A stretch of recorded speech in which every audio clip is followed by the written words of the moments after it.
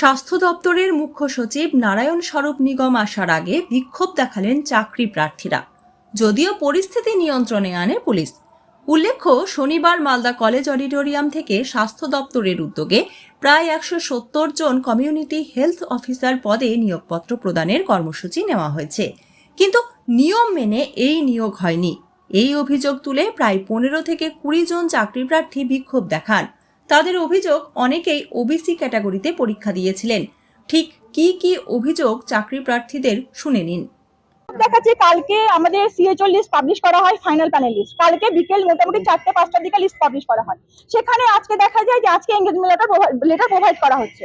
যখন আমরা final panel list দেখি তখন এমন অনেকগুলো দেখা যায় যেগুলো প্রপার ভাবে কিছু আইডি আমরা পাই, যেগুলো তারা ইন্টারভিউতে শর্টলিস্টেড হয়নি, কিন্তু তাদের নাম ফাইনাল প্যানেল লিস্টে চলে এসেছে। এটা কি করে পসিবল? এবার সেখানে যখন আমরা জানাতে এসে আজকে আমাদেরকে হায়ার অথরিটি বলা হয়, আমরা ফোনের মাধ্যমে তার সাথে কথা বলতে চাই, তারা বলে আমরা আজকে অ্যাভেলেবেল নেই, আমরা কথা বলতে পারবো না স্যাটারডের জন্য। তাহলে আমাদের বক্তব্য, তারা যখন কথা বলতে পারবেন না, আজকে তারা কি করে এনগেজমেন্ট প্রোভাইড করছে? 1 নম্বর পয়েন্ট। কিছু জায়গায় দেখা গেছে যে তারা ইউআর ক্যাটাগরির কাট অফ পার করা সত্ত্বেও তাদেরকে ওবিসিতেও তাদের নাম নেই, তাদের ইউআরেও নাম নেই। পুরোপুরি অস্বচ্ছ ভাবে এই প্যানেলটা তৈরি করা হয়েছে। কোনো যে অ্যাপ্লিকেশন আইডি থেকে ফর্ম ফিল আপ করা হয়েছে সেই অ্যাপ্লিকেশন আইডি নেই, যেন সেই অ্যাপ্লিকেশন আইডি গুলো আমরা খুঁজে না পাই, সেজন্য ফাইনাল প্রাইস থেকে হাইড করা হয়েছে। First point. সেকেন্ড পয়েন্ট, যেই লিস্টটা ফাইনাল লিস্ট তৈরি করা হয়েছে, 2টো ধাপে পরীক্ষা হয়েছিল। একটা ইন্টারভিউ, একটা হচ্ছে রিটেন এক্সাম। প্রথমে রিটেন এক্সাম হয়, তারপর ইন্টারভিউ হয়। ফাইনাল প্যানেল লিস্টে কোনো রিটেনের নাম্বার এবং ইন্টারভিউয়ের নাম্বার দেওয়া হয়নি। আমরা কি করে বুঝবো যে আমরা কত পেয়েছি? 1 নম্বর অবজেকশন। সেকেন্ড অবজেকশন, কোন ক্যাটাগরি থেকে কত কাট অফ গেছে সেটাও ক্লিয়ার করে লেখা নেই। তাহলে আমাদের বক্তব্য, যখন পুরোপুরি প্যানেলটাতে ক্লিয়ার ভাবে কিছু লেখা নেই, সেখানে কি করে এনগেজমেন্ট লেটার প্রোভাইড করা হচ্ছে আজকে? সেটা আমরা বলতে পারছি না। সেটা আমরা কি করে বলবো বলুন? আমরা তো ক্যান্ডিডেট, আমরা তো সেটা জানি না। সিএইচও পোস্টের জন্য আমরা সেখানে অনেকজন পরীক্ষা দিয়েছিলাম। অ্যাট লাস্ট 2.5 মানে 1.5 আমরা সিএইচও পোস্টের জন্য অ্যাপ্লাই করেছিলাম। তো আমরা ইউআর ক্যাটাগরি থেকে সিলেক্ট হয়েছি। সেখানে আমাদের ওবিসিতেও নাম নেই।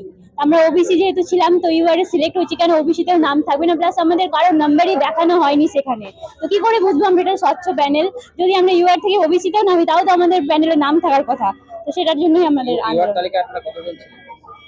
ইউআরে কতজন ছিল?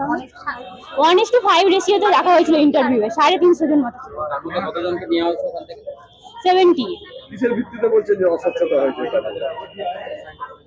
আমাদের কোনো নাম্বারই দেখানো হয়নি যে ইন্টারভিউয়ে কত পেয়েছে বা এক্সামে কত পেয়েছে, সেটার ভিত্তিতেই বলা হচ্ছে। কাস্টে এখন আমরা চাইছি যে এনগেজমেন্ট লেটার যেটা আজকে দেওয়া হচ্ছে সেটা বন্ধ করে আমাদের সম্পূর্ণ স্বচ্ছভাবে সবকিছু দেওয়া হোক। প্যানেলটা কতজন রয়েছেন যারা দাবি করছেন? বেশ অনেকজনই আছি। কতজন? সুস্মিতা লালা। অন্যদিকে প্রিন্সিপাল সেক্রেটারি নারায়ণ স্বরূপ নিগম জানান, এই ইস্যুগুলো আমরা আলাদাভাবে দেখছি। আমাদের কাজকর্মে ওনারা অনেক উন্নতি করেছেন, অনেক নতুন নতুন স্কিমগুলো আরম্ভ হয়েছে। ভবিষ্যতে আরো পরিষেবাগুলো এখানে আরম্ভ হবে।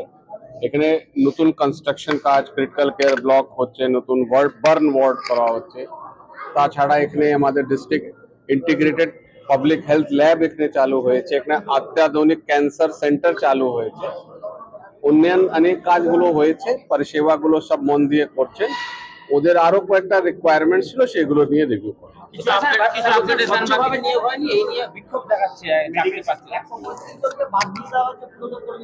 সেই ইস্যুস গুলো আমরা আলাদা করে দেখছি, কিন্তু কাজগুলো মোটামুটি ঠিকই ভাবে ওনারা করছে, কোনো প্রবলেম নেই। বিক্ষোভ দেখাচ্ছে যে ইন্ডিভিজুয়াল গ্রিভেন্সেস প্রিন্সিপাল স্যার দেখে